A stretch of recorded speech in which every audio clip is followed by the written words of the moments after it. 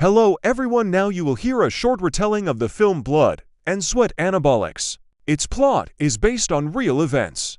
Daniel Lugo has been developing his body since childhood and has always believed that America is a land of opportunity. His heroes Rocky, Scarface, and the gangsters from the Godfather, they all started from scratch and achieved success.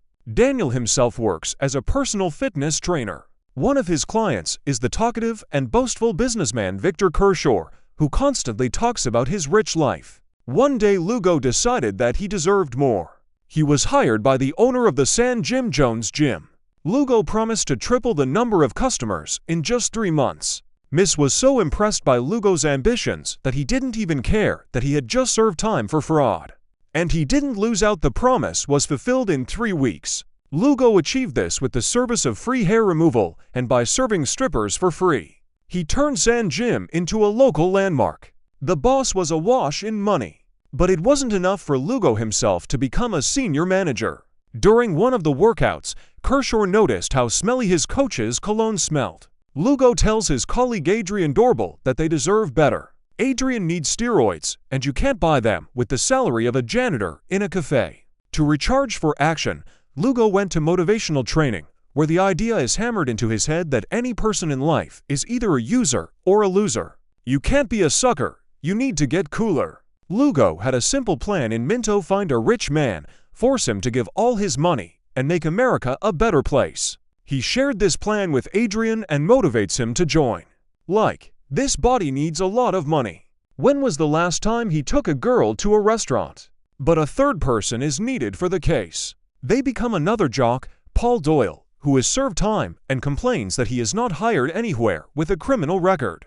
In prison, Doyle found salvation in Christ and began helping the weak there. Jesus is an example for him to follow. He found a good friend in Daniel Lugo, and he hadn't had any friends since his mother died.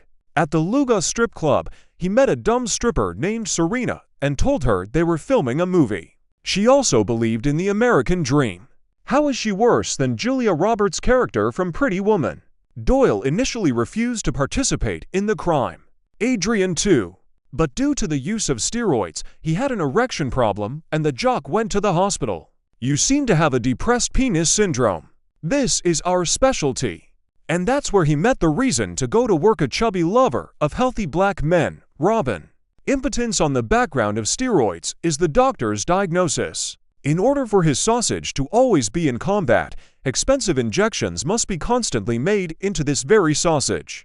Doyle was sheltered by an old priest who was also in prison.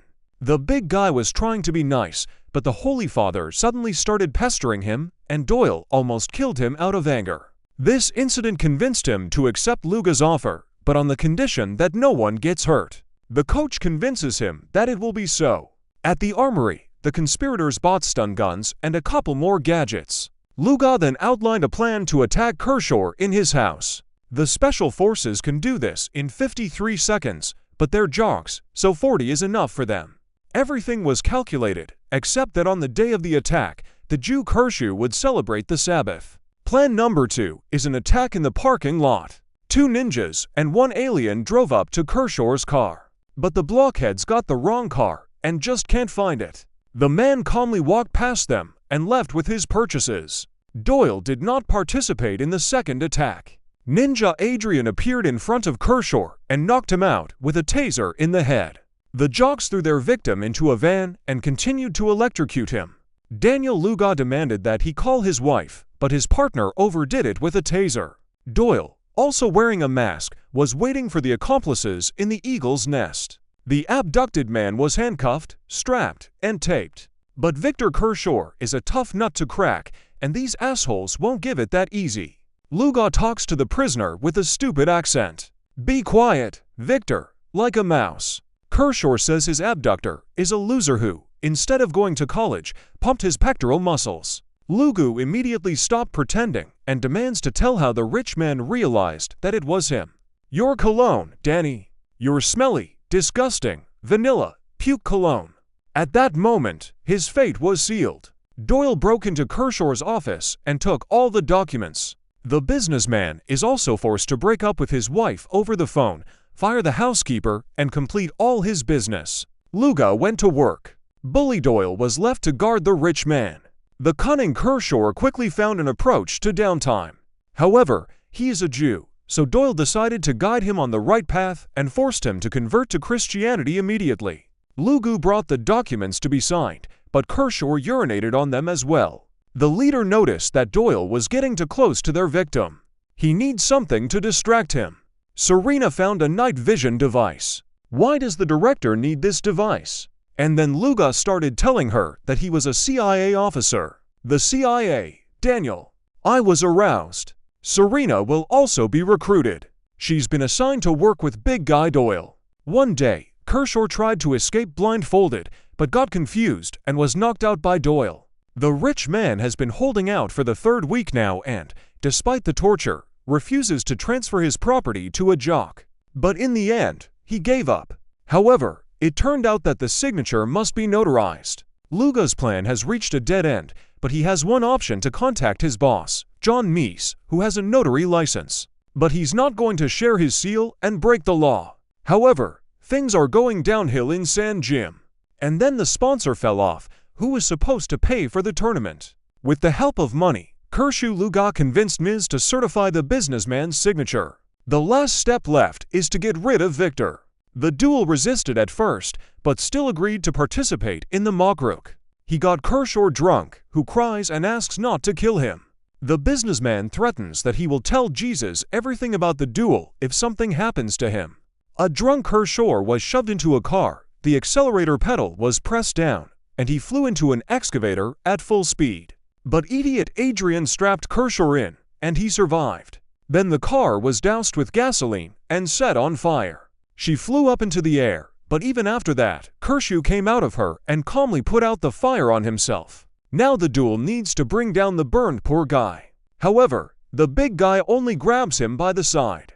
Wounded, Kershaw lies on the asphalt, and Jewel backs up to finish him off, crushing his head with a wheel. It's unbelievable, but Kershaw is still alive. His head was saved by concrete slabs. However, the face turned into a piece of meat. Kershaw didn't get along with the cops. The story of the ninja bodybuilders who tortured him and then forced him to get drunk and caused an accident seems to them, to put it mildly, unconvincing.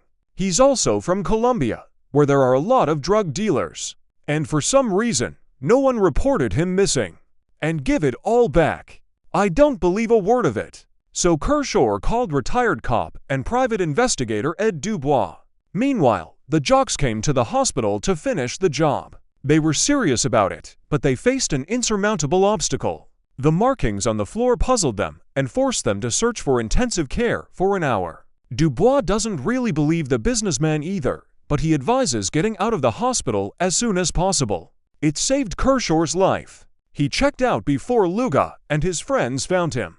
The jocks relaxed because Kershaw had already contacted the police and the cops had done nothing. In January of '95, Lugo had already moved into Kershaw's house. Adrian got his shots. It's a little smaller than I'm used to. Well, now, soon he proposed to his lady and bought a house. Doyle is having fun with Serena and is addicted to cocaine again. At the same time, the intimidated Kershaw hides in a cheap hotel. Dubois nevertheless became interested in his case. Lugo literally appropriated the life of a businessman. She mows his lawn, gets to know the neighbors, teaches the local boys to play basketball and be users, not losers. Dubois began collecting information about 3 unexpectedly rich bodybuilders. Lugo organized a squad meeting to secure the area. Doyle's already leaking his roof. He's constantly high and doesn't watch his tongue. The boss reads it out and asks him not to act like a freak. Soon the big guy ran out of money. The old cowboy, in order to get closer to Lugo, became his client and quickly gained his trust. Victor Kershaw allegedly recommended this gym to him, but for some reason he has not been answering his phone for a long time. Adrian marries Robin. Right at that moment, Doyle attacked the collector and took away the bags of money. The police gave chase. There were coins in one bag and a paint trap in the other, which shot straight into the jock's face. After beating up 2 cops, Doyle continued to run away from the policeman. One of the bullets shot off his big toe. Somehow, the big guy still escaped and appeared at the wedding in this form. Doyle has squandered his share and now wants to involve his partner in a new business. Adrian doesn't really mind. He's invested all his money in the house, and he needs to keep getting expensive injections. Kershaw called Ms. and yelled at him, demanding to return the money that he had helped take away from him. The dumbfounded boss wanted to press Lugo, but he quickly cooled him down.